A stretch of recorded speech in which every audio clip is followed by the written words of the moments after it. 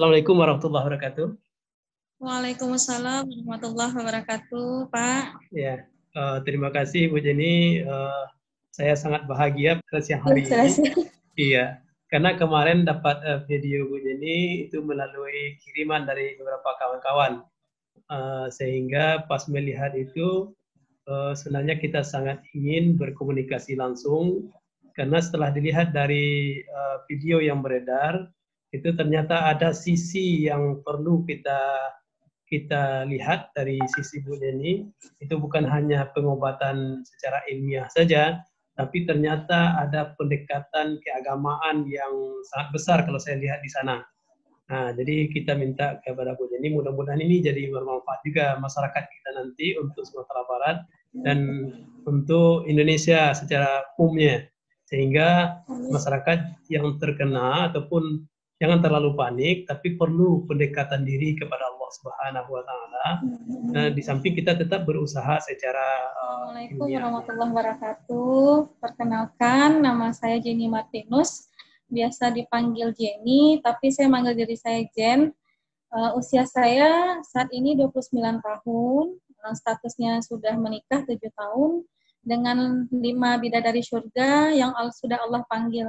Pekerjaan saya sebagai volunteer dari Dinas Kesehatan Kota Padang yang ditugaskan di Puskesmas Pagambiran dengan wilayah kerja di Kelurahan Pagambiran Ampalunan 20, Kecamatan Lubuk Begalung. Yeah. Saya tinggal di Pagambiran, tapi asli Batong Tabah. Alhamdulillah Pak, setelah diperiksa semua keluarga inti Jen dan juga mertua Jen dan kakak-kakak mertua, kakak-kakak ipar itu negatif semua Pak. Hanya kami berdua yang kena Pak. Iya. Bagaimana cara Bu Jenny menghadapi ketika baru tahu ternyata Bu Jenny positif ya? Iya, pas tahu positif itu kan tanggal 14 April kemarin, sebelumnya izin tes swab tanggal 11.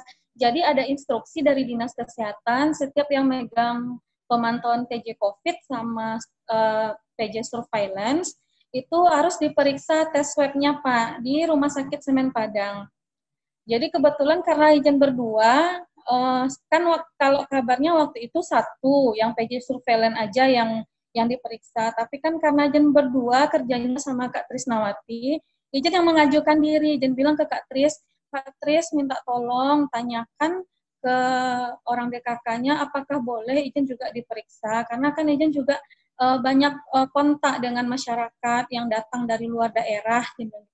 Akhirnya ditanya sama Kak Trisnya, sama pihak DKK-nya, dan pihak DKK mengizinkan, waktu itu kalau nggak salah jam 10:30 atau 11:30, Ijen langsung menuju ke Semen Padang, Pak. Setelah dites swab, ternyata hari tanggal 14 itu hasilnya keluar. Tapi ya yang Jen sangat sayangkan itu, masyarakat lebih duluan tahu daripada Jen. Kalau Ijen itu positif. Walaupun Ijen tenaga kesehatan ya, Pak, Ijen kan statusnya berarti kalau sudah positif kan harusnya jadi pasien. Kalau pasien itu kan harusnya dijaga kerahasiaan data pribadinya. Ini malah disebarluaskan oleh orang yang tidak bertanggung jawab yang Ijen tidak tahu sampai saat sekarang siapa yang menyebarkan. Jadi, lillahi ta'ala, Ijen sudah relakan apa yang sudah terjadi, toh akhirnya Ijen berani membuka diri Ijen untuk saat ini, Pak. Dan ya, sanksi sosial yang terima dari tetangga, dari masyarakat. Banyak juga yang menghujat, Ijen dibilang penyebar virus segala macam. Cuman hati ini, diri ini Ijen pasrahkan pada Allah, biar Allah yang membukakan mana yang benar, mana yang salah. Dan akhirnya waktu itu Ijen lagi dinas di Poskespel, Ijen pulang langsung minta izin sama pembina wilayah, sama teman volunteer Ijen juga. Ijen dinyatakan positif, Ijen bilang gitu.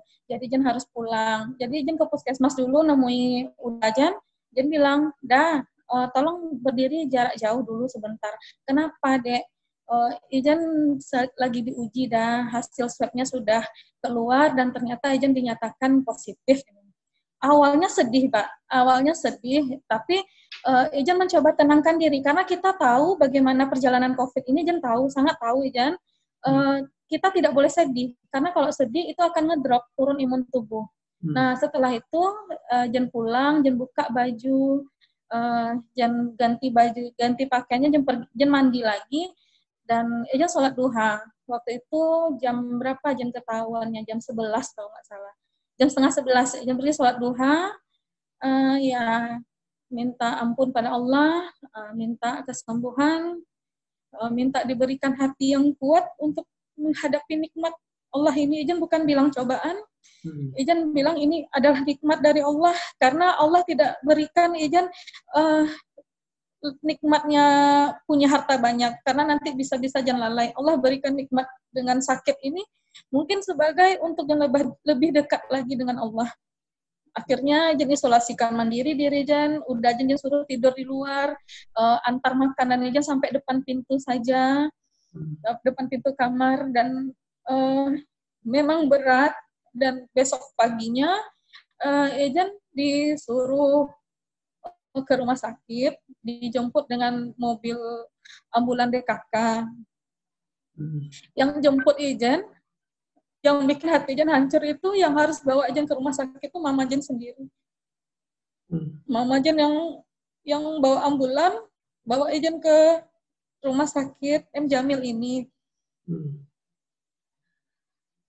Kalau sebagai anak, hati Jen hancur, karena Jen tahu perjuangan untuk melawan COVID ini tuh nggak gampang, Pak.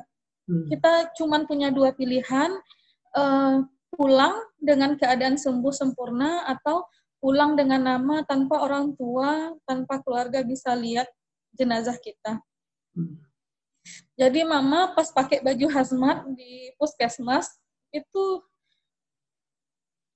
teman-teman pada nangis, Mama juga nangis. Mama bilang, kalau saya ngantar orang lain, bisa saya kuat, tapi sekarang anak saya yang saya antar, entah saya bisa ketemu lagi sama anak saya, entah enggak. Mama bilang gitu. Tapi Jen coba kuat, Jen nggak nangis. Jen sampai di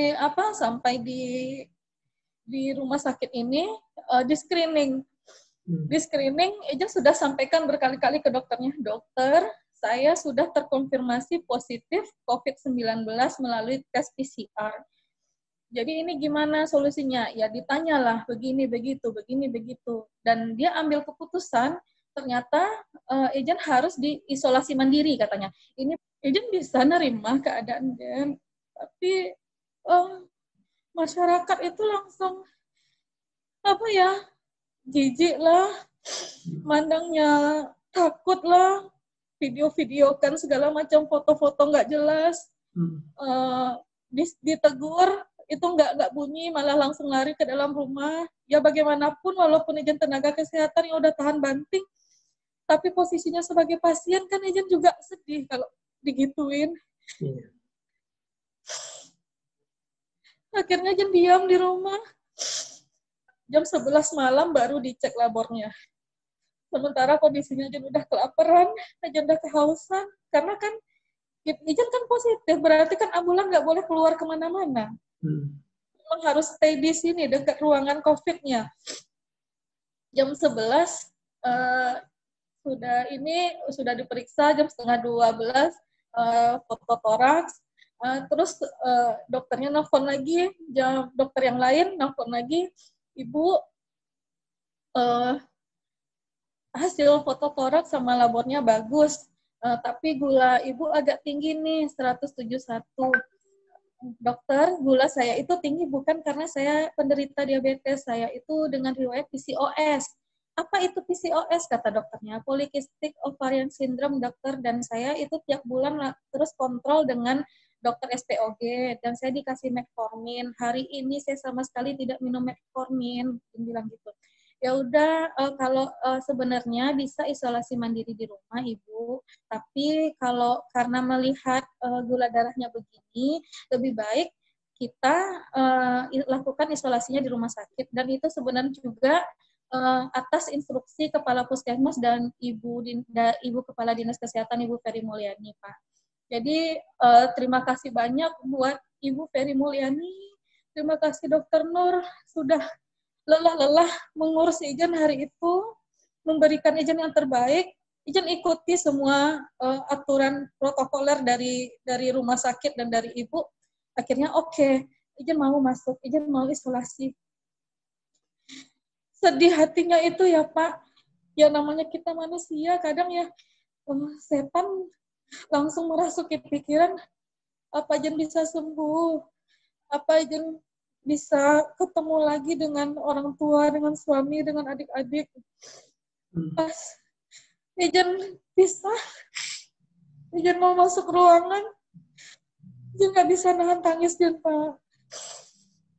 Ingat suami, ingat keluarga, nggak sanggup bayangkan. Karena yang Ijen tahu, COVID ini tidak berbahaya awalnya, namun kalau sudah sampai ke area pernafasan, itu bisa mematikan. Cuman pas setelah Ijen minta pamit, yang Ijen nggak bisa peluk, Ijen nggak bisa sentuh, Ijen nggak bisa cium, cuman bisa lambaikan tangan. Ijen relakan hati Ijen ketika pintu ditutup.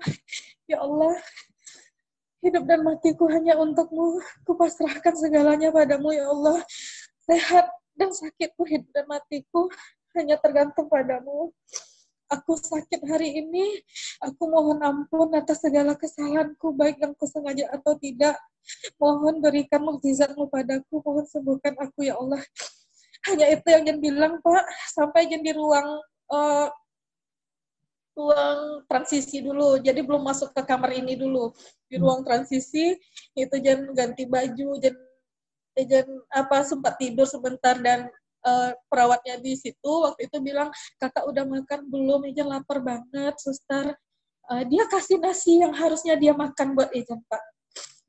Dia kasih nasi dia yang harusnya dia makan, dia tahu dia lapar, tapi ngeliat Ijen udah menggigil karena kelaparan, dia kasih nasinya, dan Ijen nggak tahu nama perawatnya siapa. Habis makan, minum obat, jam 1:30 malam, baru Jen pindah ke kamar Pinere 3 ini, ruangan isolasi khusus COVID. Pindah di sini, lihat keadaan, kamar bagus, tapi tidak ada TV. Secara manusiawi Jen agak kecewa, tidak ada TV. Tapi setelah itu, bersyukur, sangat bersyukur tidak ada TV. Karena apa? Ruangan ini bukan penyiksaan buat Jen. Ruangan ini untuk muhasabah diri Jen lebih baik, Pak. Muhasabah diri lebih dalam. Jadi Jen lebih bisa fokus ibadah. Jen lebih bisa fokus minta ampunan. Setiap malam Jen selalu sholat taubat, sholat tahajud. Alhamdulillah, hari pertama sampai hari keempat itu tidak ada gejala sama sekali. Enak, tidurnya enak. Tapi pas di hari kelima, gejala itu timbul. Seperti hidung Jen tiba-tiba nggak bisa cium bau, lidah Jen nggak bisa merasa. Habis itu kerongkongan ini seperti disayat tapi juga dicekek gitu. Dan air liur tidak ada sama sekali. Nafas Jen sesak. Jen nggak bisa bilang gimananya Pak. Cuman dada ini rasanya penuh sama air dan ditekan dengan kuat gitu ke bawah. Jadi memang susah buat nafas gitu. Jen pikir apa Jen harusnya butuh oksigen. Tapi langsung Jen ambil wudhu ke kamar mandi. Setelah Jen wudhu, Jen sholat taubat dulu. Setelah Jen sholat taubat, Jen sholat tahajud. Sekian rakaatnya. Pas di saat rakaat terakhir itu, yang rasanya, yang rasanya nyesek di dada itu hilang gitu. Tinggal yang rasa sakit di kerongkongan. Jen lanjut dengan zikir. Ada Jen zikir sekitar sejam, kalau tidak salah. Hilang rasa sakitnya. Rasa sakitnya hilang. Air liurnya keluar, tapi sedikit sekali Pak. Habis itu lanjut baca Quran sampai subuh. Itu nggak kerasa sampai 3 juz waktu hari pertama waktu hari pertama Jen ngerasain gejala itu. Akhirnya ketiduran. Karena baca Al-Quran itu ya Pak, Jen nggak ngerti juga. Setelah baca Al-Quran, harusnya itu kan tambah kering mulut ya, karena Jen nggak minum. Baca-baca terus. Tapi yang anehnya, air liur Jen tuh berfungsi, Pak. Jadi basah, mulut Ijen basah, kerongkongan Ijen, dan akhirnya yang rasa hilang dan ngeganjel itu sedikit hilang gitu, Pak. Yang Jen rasakan lega karena bisa nafas lagi, akhirnya Jen tidur. Tapi tetap dari hari ke-5 sampai hari ke-9 itu gejalanya seperti itu terus, dan selalu Jen rasakan malam hari. Dan setelah Ijen baca Quran, itu seperti kayak Ijen meruqyah diri Ijen sendiri gitu, Pak. Setelah baca Al-Quran itu pasti muntah, pasti mual. Yang keluarnya itu kan seperti lendir dan cairan agak bergumpal, terus juga dahaknya warna coklat keruh tapi keras. Itu yang keluar. Tapi ada hal lain yang rasanya keluar seperti ada yang keluar tapi tidak nampak. Ada seperti angin yang keluar tapi susah aja menjelaskannya begitu, Pak. Jadi seperti semacam baca Quran ini juga meruqyah diri sendiri. Setelah itu merasa candu dengan kegiatan rutinitas dan seperti itu, ibadah 5 waktunya terpenuhi, berbagai macam sunatnya terpenuhi juga, zikirnya tidak lepas. Karena waktu tidur kan memang agak merasa aneh juga, dan Jin selalu Papa selalu bilang kan, hendaknya setiap detak jantung kita itu sebut Allah, Allah, Allah, Allah. Dan Ijen ingat itu, Pak. Jadi setiap Ijen mau tidur itu selalu bilang Allah, Allah sesuai detak jantungnya, dan akhirnya tertidur, pasti enak badannya. Lanjut sampai hari puncaknya, hari 8 sama hari 9 itu seperti ada kejang kecil disertai dengan gejala tadi dan disertai kejang kecil yang nggak bisa apa ya, Pak, nggak bisa Ijen ceritakan gimana. Ijen sadar Ijen kejang ringan itu, tapi Ijen nggak bisa kendalikan otak dan badan Ijen. Nah, setelah agak agak turun ritmenya, Ijen coba lawan. Ijen pergi ke kamar mandi dengan sempoyongan, dengan badan gemetar, ambil air wudhu lagi, sholat taubat lagi, sholat tahajud lagi. Pas di rakaat ke-10, Ijen jatuh. Ijen pikir Ijen udah nggak ada lagi. Karena sakitnya luar biasa yang Ijen rasakan. Ijen nggak bisa nafas. Kemudian susternya datang. Kakak kenapa? Nggak apa-apa. Ijen cuma mau ngadu sama Allah, Jan. Ini belum seberapa derita yang Jan rasakan. Tapi Jan rasanya sudah mau menyerah. Kakak harus kuat. Kalau kakak nggak kuat, gimana kami mau berjuang, Kak? Kesembuhan kakak itu obat bagi kami, obat lelah kami. Ngedengar itu kan juga nggak tega ya, Pak. Akhirnya Ijen nggak apa-apa, biarin Ijen tenang dulu. Tidur di atas, Kak. Karena kan Bapak lihat ya, ada CCTV di sana. Yeah. Jadi perawat nggak nemenin kita. Kita serba sendiri, kita serba mandiri di dalam ini. Jadi kalau seandainya ada apa-apa, kita langsung lambaikan tangan ke kamera. Nanti perawatnya langsung datang. Tapi waktu itu Ijen tidak lambaikan tangan ke kamera karena perawatnya lihat Ijen sedang ibadah, jatuh, perawatnya langsung ke ini. Waktu sholat itu pun, waktu di hari ke-8-9 itu, banyak jatuhnya, Pak. Tapi Ijen berdiri lagi. Ijen nggak tahu entah sholat Ijen itu diterima dengan sempurna oleh Allah atau enggak. Tapi tetap Ijen lanjutkan sholat Ijen. Karena Ijen ngerasa setiap Ijen sholat, itu sholat terakhir Ijen. Ijen ngerasa Ijen tidak akan bertemu lagi dengan sholat selanjutnya. Makanya Ijen lakukan ibadah terbaik Ijen setiap waktu. Ijen selalu menganggap itu adalah ibadah terakhir Ijen.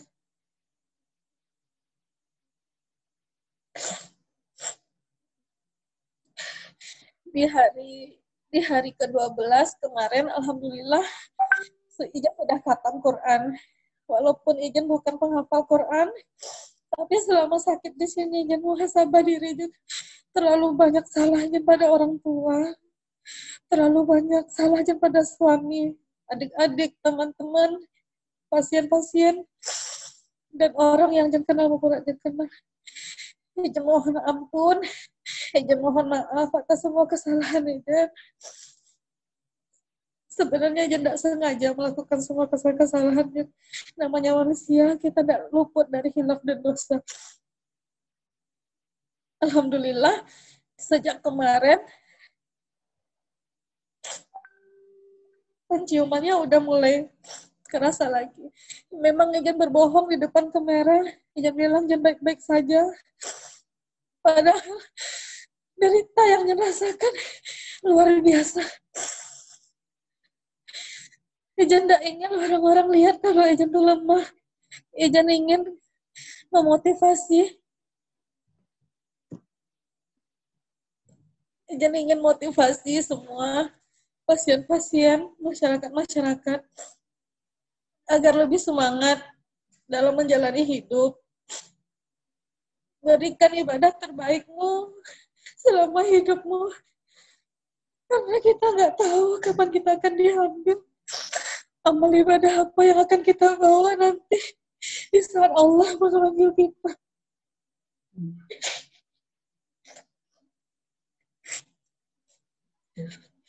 Kalau kita sudah sakit begini, Pak, harta yang kita cari, uang yang kita kumpulkan, jabatan yang kita punya, keluarga yang kita cintai, sudah tidak ada artinya. Sakit rasanya tidak bisa bertemu dengan keluarga. Untuk itu, teman-teman patuhilah peraturan pemerintah. Kalau memang tidak boleh keluar rumah, jangan keluar rumah. Jangan tahu sangat berat untuk menjalankan PSBB ini karena kita semuanya bukan orang berada. Tapi kalau bukan kita yang memutus mata rantai COVID ini dengan berdiam diri di rumah, siapa lagi? Semakin kita sering keluar, semakin tidak berkesudahan wabah ini. Tentara Allah ini akan tetap mengazab kita karena kita terlalu lalai selama ini. Kita sudah zalim, ya Allah. Kita sudah lalai.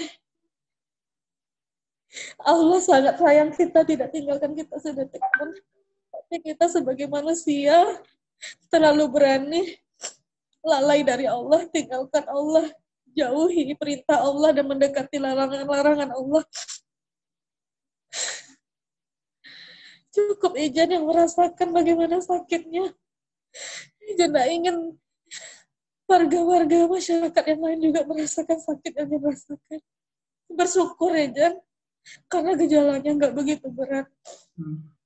Tadi subuh, salah satu pejuang COVID meninggal di kamar sebelah, Pinere 2. 2 malam ini, Ijan tahu, bapaknya kejang.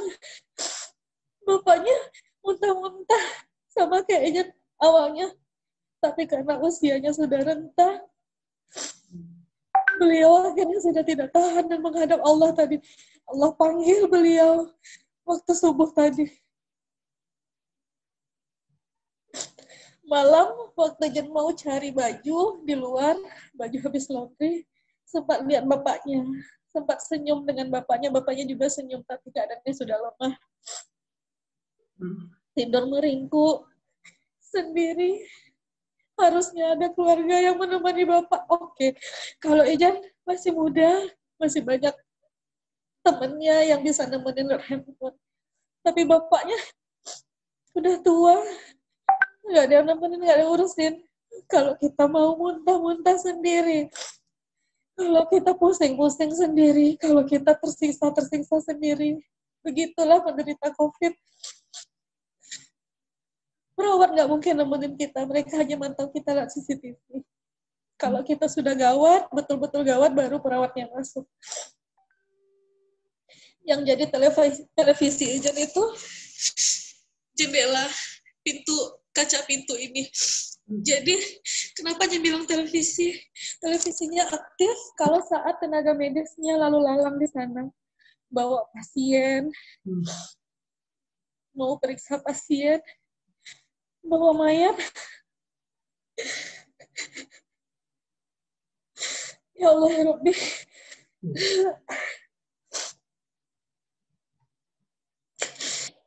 Yang bisa selamatkan Ejen nih, Pak. ibadah dengan Allah, minta ampun dengan Allah, setelah taubat setiap saat. Itu yang menjadi penyelamat Ijen. Ijen tinggalkan urusan dunia Ijen. Ijen tinggalkan rumah tangga, Ijen tinggalkan keluarga Ijen yang tercinta. Terima kasih Ijen atas waktunya. Nanti kita coba komunikasi lagi. Mudah-mudahan ini bisa memberi manfaat untuk masyarakat kita. Mudah-mudahan cepat sembuh Ijen. Insya Allah Pak. Ijen semangat sembuh. sehat. Amin. Oke Ijen, nanti kita undang lagi Ijen ya. Pak. Oke, Assalamualaikum. Waalaikumsalam warahmatullahi wabarakatuh.